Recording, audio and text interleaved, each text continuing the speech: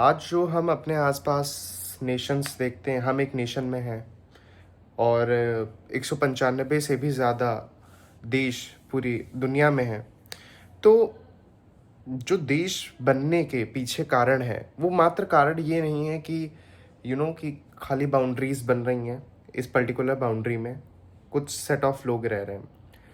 Nationalism का एक evolutionary history भी रही है और बिल्कुल रही है, क्यों नहीं रहेगी, क्योंकि हम पूरी तरह अपने जो प्रोडक्ट हैं हम एवोल्यूशन के ही प्रोडक्ट हैं और आगे भी जो भी कुछ होंगे वो हम इवॉल्व होके ही जो भी कुछ होंगे वो बनेंगे हम।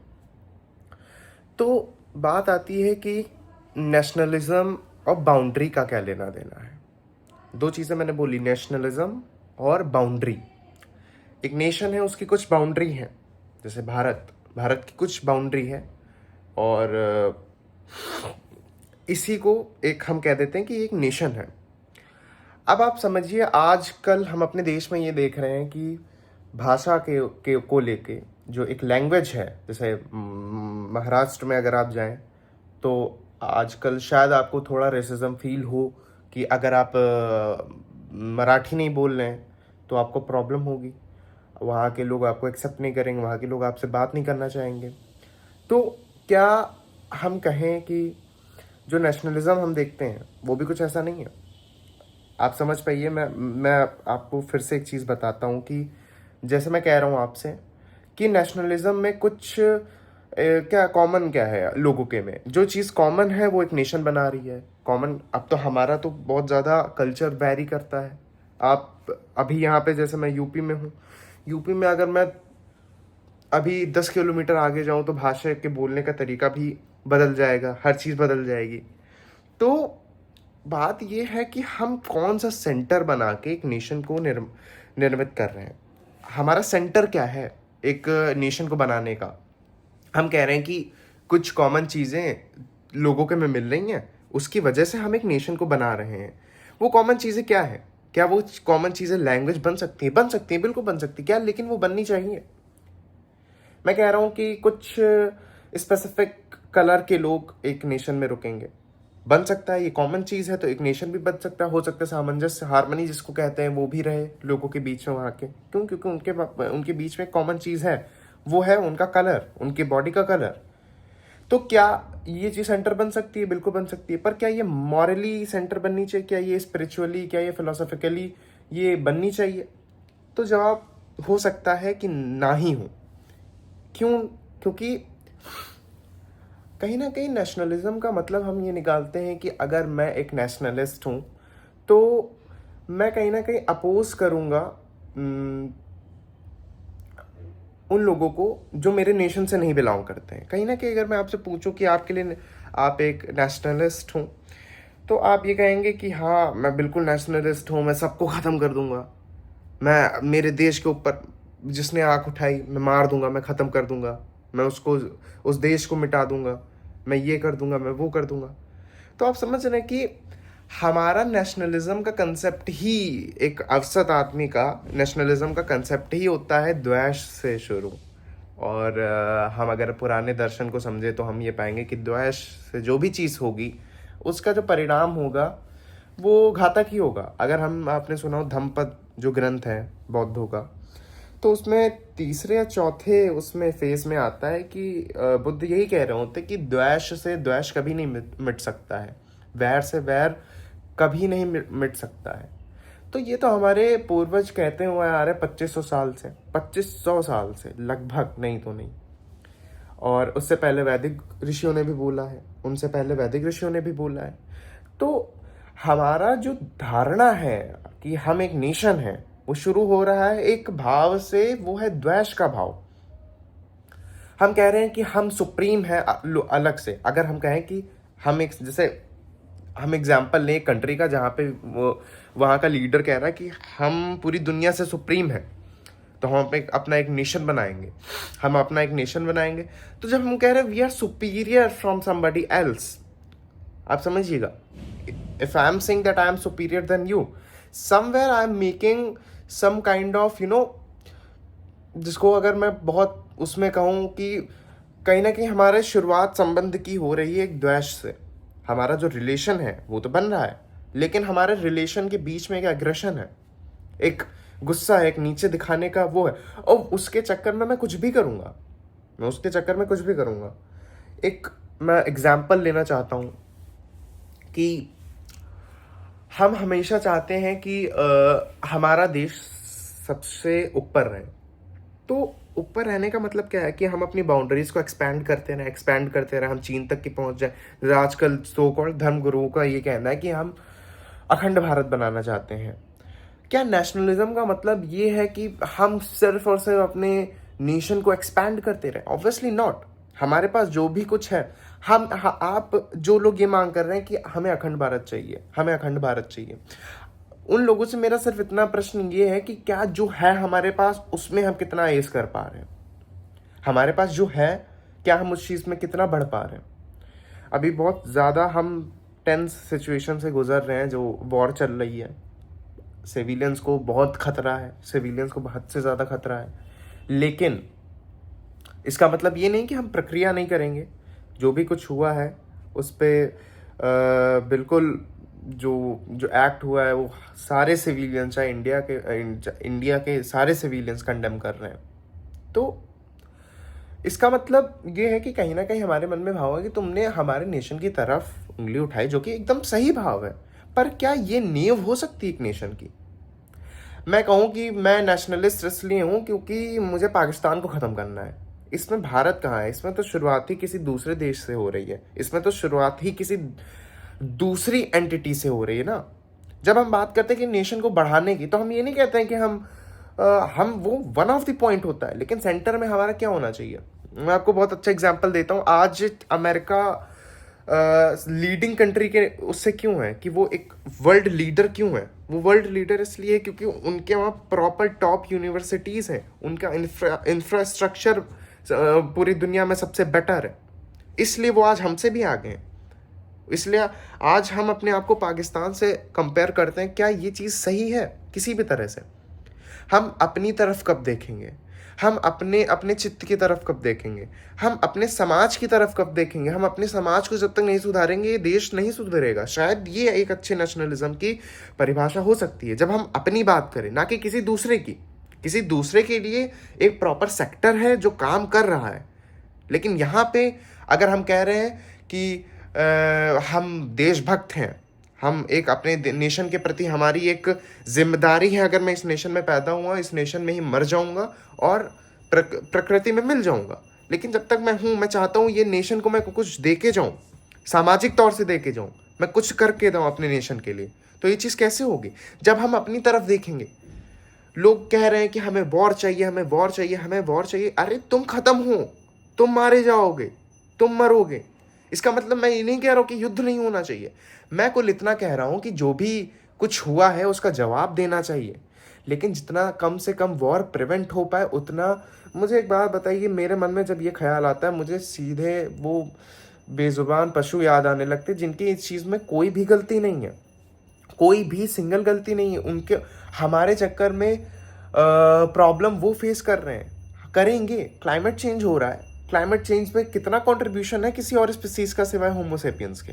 कोई मुझे बताया कि कितना कंट्रीब्यूशन है? सबसे ज़्यादा कंट्रीब्यूशन जो है वो ऑब्वियसली हम ही लोगों का ही सिर्फ कंट्रीब्यूशन है। लेकिन क्या हम इस अहंकार में जीते रहें कि हम सबसे ऊपर हैं, सबसे ऊपर हैं, हम विश्व गुरु हैं, हम ये हैं, हम वो हैं, हमने ये तीर मार लिया है? क्या हम इस अहंकार से जी के क्या हम अपने आप को कब तक ही सर्वाइव करा पाएंगे?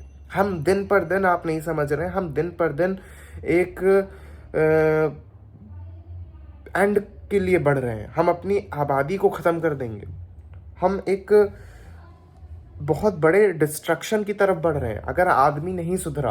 अगर समाज के ज़्यादा लोग अगर सुधर जाएं, जैसे अगर 100% में अगर 52 या 54 या 40% लोग भी अगर सुधर जाएं, हम अपने लिए बहुत अच्छा कर लेंगे।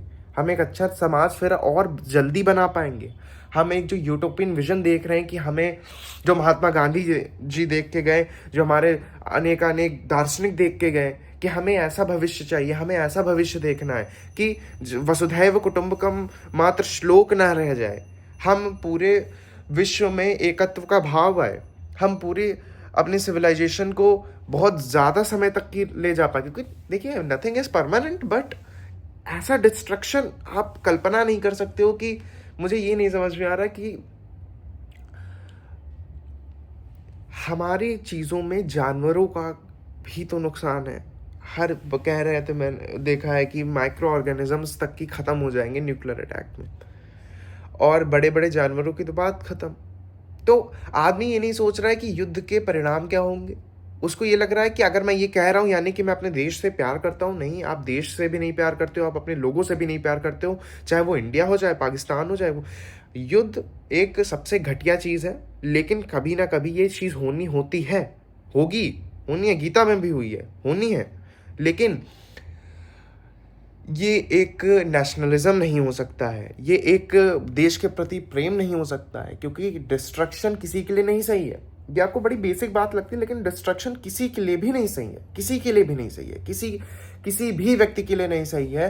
कितना जोसेफ स्टालिन ने डिस्ट्रक्शन करा, कितना, और उसी के अपोजिट में हमारे देश में एक ऐसे व्यक्ति हुए हैं जिनकी वजह से कितनी क्रांतियां होंगी पूरी दुनिया में, उसको आज हम सम्मान नहीं देते हैं।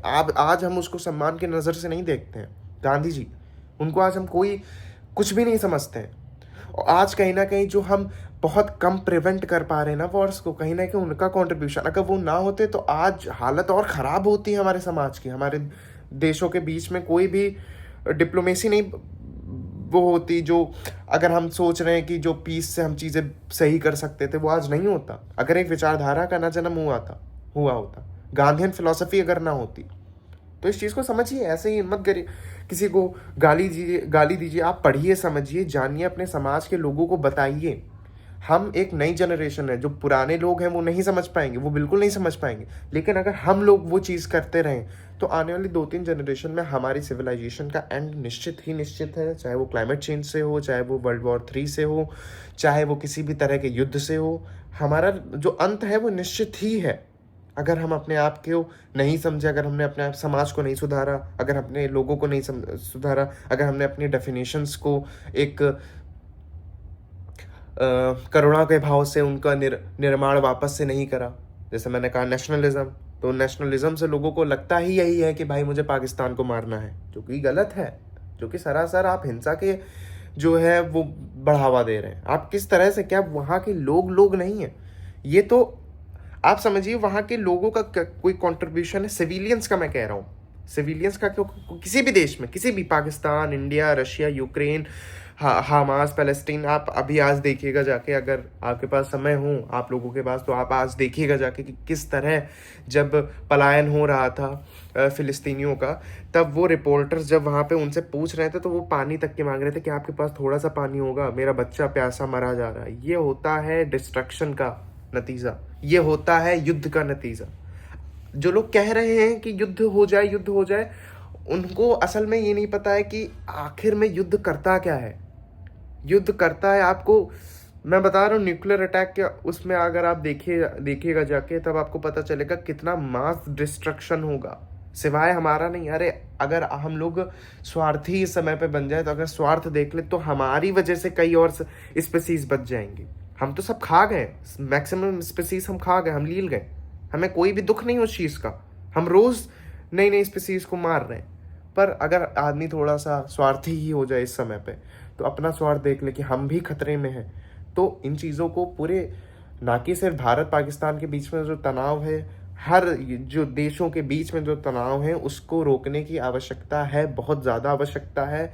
वरना हम डेली बेसिस पे, मैं फिर कह रहा हूँ, डिस्ट्रक्शन की तरफ ही बढ़ते जा रहे हैं। इस चीज़ का कोई अंत नहीं है, युद्ध का कभी कोई अंत नहीं हो सकता है। एक सामने वाले ने करा, उस पर हमने कोई प्रतिक्रिया करी, फिर उसने कुछ करा, फिर हमने कुछ करा। मुझे एक बात बताइए, क्या इसका एंड होगा? या तो वो ख़त्म हो जाएंगे या तो हम ख़त्म हो जाएंगे।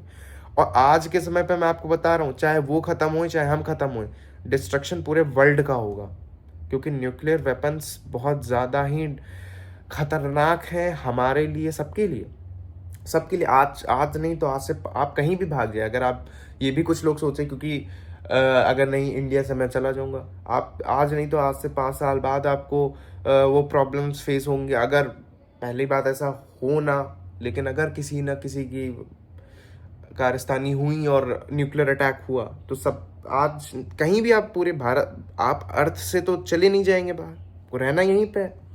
यहाँ पे आप कहीं भी रहेंगे, आपको आज से नहीं तो आज से 5 साल बाद आप बड़ी बीमारियों से ग्रसित हो जाएंगे, आपका अंत निश्चित है। लेकिन उसको हम कहीं ना कहीं प्रिवेंट कर सकते हैं अपनी आइडियोलॉजीज़ पे, अपने डॉक्ट्रिन पे काम करके। हम एक अच्छा समाज अगर निर्माण करें तो उससे हम एक नया चेंजमेंट ला सकते हैं, be it politically, be it philosophically, be it अगर हम कहें कि जो समाज में रूढ़िवादिता चल रही है, जो समाज में तमाम तरह के अंधविश्वास चल रहे हैं, जो जाति के नाम पर जो चीज़ें चल रही हैं, हम अगर इन सब पे ध्यान नहीं देंगे तो हम छोड़ दीजिए कि आप एक अच्छा भविष्य बना रहे हैं, आप दिन पर दिन मौत के करीब जा रहे हैं और कुछ नहीं, वैसे भी जा रहे हैं, और आपके साथ साथ आपके आने वाली जनरेशन को भी आप मौत के करीब और लेते हुए जा रहे हैं। पूरा वाइप हो जाएगी हमारी सिविलाइजेशन अगर हमने अपने आप को नहीं बदला, अगर हमने इस देश को नहीं बदला, अगर हमने इस समाज को नहीं बदला, अगर इस समाज की रूढ़िवादिता को हमने नहीं ख़त्म करा। हम सब मरेंगे, हम सब खत्म हैं। तो इस चीज़ को गहराई से समझिए, इस चीज़ पे आप डेली पढ़िए, जानिए, समझिए, इन चीज़ पे चिंतन करिए, इन चीज़ों पे। और आप यही सीख, जितने लोग अगर इसके अपोजिट कुछ बोले तो आप उससे फैक्चुअली बात करिए कि आप जो ये कह रहे हैं ये गलत है, आप जो भी कुछ क्लेम कर रहे हैं ये गलत है। मैं इस कॉन्टेक्स्ट में बोल रहा हूँ कि जो भी कोई लोग कह रहे हैं कि वॉर को प्रोवोक जो कर रहे हैं, उनकी वजह से, उनके लिए मैं कह रहा हूँ। युद्ध मैं फिर कह रहा हूँ आवश्यक है, लेकिन युद्ध का अंत भी होना उससे ज़्यादा आवश्यक है। वॉर का कोई एंड नहीं है, मैं फिर कह रहा हूँ आपसे, वॉर का कोई भी एंड नहीं है। एंड सिर्फ तभी होगा या तो उधर पूरा डिस्ट्रक्शन हो जाए, पूरी तरह डिस्ट्रक्शन होगा जिसका आज के समय पे इम्पैक्ट पूरी दुनिया पे आएगा, और यहाँ पे अगर हुआ तो बहुत जल्दी आ जाएगा, तो फिर पूरा वर्ल्ड ख़त्म, चुटकियों में एकदम वाइप। जो तुरंत नहीं मरेंगे वो कुछ समय बाद मरेंगे। और जो कहते नहीं है कि न्यूक्लियर अटैक में ऐसा कहा जाता है कि जो लोग मर गए तो मर गए, जो लोग जिंदा बच गए वो तक की कहते हैं कि हम मरे क्यों नहीं। तो इन चीज़ों पे ध्यान दीजिए, इन चीज़ों को समझिए कि हम एक ऐसे समाज में हैं जहाँ पे बहुत ज़्यादा गंदगी है। सबसे पहले हमारे काम यही होना चाहिए कि उस गंदगी को हम कैसे ना कैसे करके साफ़ करें। अगर मैं कह रहा हूँ गंदगी, in the sense I am talking about जो मेंटली हमारी जो धारणाएं हैं, जो सोच हम लेके अपने देश को आगे बढ़ा रहे हैं, वो सोच ही कहीं ना कहीं हमारे देश का पतन कर देगी। विचारधारा, मैंने आखिरी वीडियो में भी कहा था कि विचारधारा ही एक समाज को बनाती है, विचारधारा ही एक नेशन को बनाती है, विचारधारा ही एक अच्छे भविष्य की तरफ हमें ले जाती है। एक खराब विचारधारा हमें नष्ट कर देगी, हमें करती आई है, भविष्य इतिहास इसका पूरा गवाह है। तो प्लीज़ इस चीज़ पे चर्चा करिए, अपने प्रियजनों से बात करिए, अपने लोगों से बात करिए, उनको समझाइए कि जो बातें आप कर रहे हैं इस धारणा से आप ही का नुकसान है। तो यही था आज का वीडियो। इस चीज़ पे बात करना बहुत आवश्यक था, इसीलिए मैंने बात करा, इसीलिए मैंने आप तक के ये बात पहुँचे, तभी मैंने ये वीडियो बनाया। प्लीज़ इस चीज़ को ध्यान से समझिए। Thank you so much for watching.